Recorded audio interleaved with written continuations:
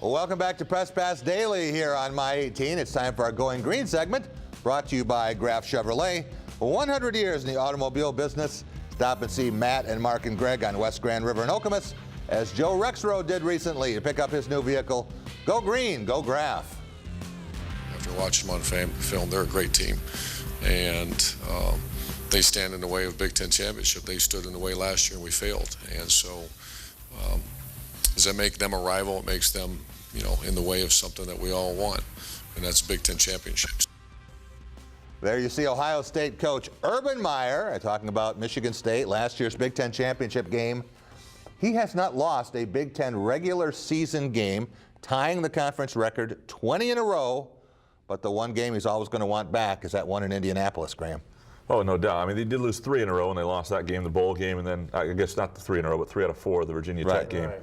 But yeah, no, that game was, I mean, these are different teams, though, this year, a little bit. You don't have Carlos Hyde and Braxton Miller, the two main weapons Ohio State had, because I actually thought last year Ohio State was a more talented football team, and MSU just had a better will about it. And I still think Ohio State may have more talent. And so if Michigan State doesn't have that will, and Ohio State's got the chip now that Michigan State used to have, that's a dangerous setting for Michigan State. And a lot of people are saying, hey, Michigan State's at home, they'll roll. You think Michigan State is going to win comfortably?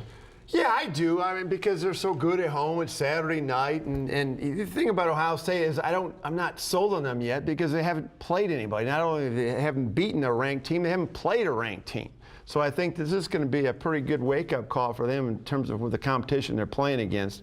But I think Michigan State is going to be able to shut down Ohio State's rushing attack from the tailback slide. I just envision that happening. And that makes JT one-dimensional, and then look out from that point forward. Game day is here, and Lee Corso has only put on the Sparty helmet one time. Do you remember which game that was? It was a '99 Michigan game. Yeah, and he was correct. Tom Brady and Bill Burke, and he was right. But that was when it was inside the stadium. They did the game day inside the stadium. Yeah. Yeah. What does Michigan State have to do? What are the advantages the Spartans have over Ohio State, Graham? Well, I think their offense right now is incredible. It has a chance to be. Now, the question for me, though, is can they run the football against Ohio State? Because I still don't know that. They did against Michigan. I thought it was impressive.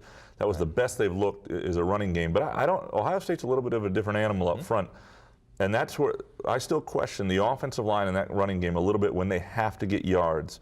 And but the passing game has been so good, and I think that is an advantage that they've had against just about everybody.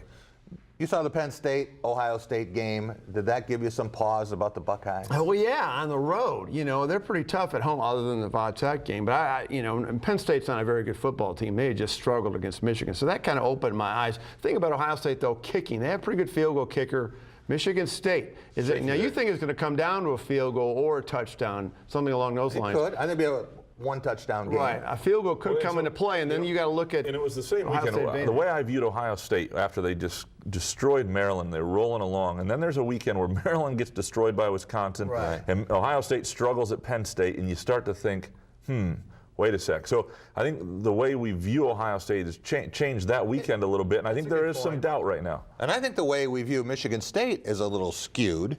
Last year, it was all defense, and the offense came on late in the year. This year, everyone's talking about the great offense, and the defense not quite as good. Pretty good defense. Pretty good. It's 9th in the nation in offense, 5th in the nation in defense now after the Michigan game. Right. I think Michigan State's defense is the constant, as the term goes, but I think Michigan State's offense is the issue, and is Connor Cook going to make one too many mistakes, if you will, maybe have an interception that actually gets picked off, maybe a pick six that he's been fortunate enough throughout his career when it comes down to it. Tom, you heard Urban Meyer. If Michigan State wins this game convincingly Saturday night, will it be an Ohio State rival? Will it be the new bully on the block in the Big Ten? I think you're going to have to do that for a series of time. That Ohio State's venom towards the University of Michigan is not going to go away anytime soon. That's their rival.